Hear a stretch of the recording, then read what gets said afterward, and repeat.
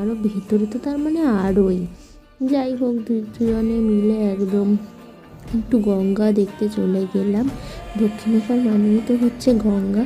সেখান থেকে আমরা যাওয়ার আগে একটুখানি ভিডিও করে নিচ্ছিলাম। দেখো পায়রা, দক্ষিণেশ্বর গেলেই হচ্ছে হনুমান দেখা যায়, পায়রা দেখা যায়, আর কি দেখতে চাও বলো তোমরা। এইখান থেকে কিন্তু এন্ট্রি গেট হয়।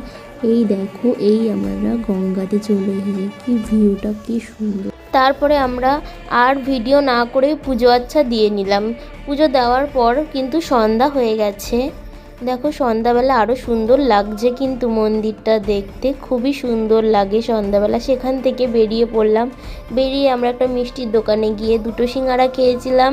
এইগুলো মিষ্টি দেখলাম ছোটো ছোটো, খেতে কিন্তু খুব দারুণ ছিল। সেখান থেকে এক প্যাকেট চিপস কিনে নিয়েছিলাম, দুজনে 2 কাপ চা নিয়ে নিয়েছিলাম। মাটির ভাঁড়ে চা খেতে তো দারুণই লাগে।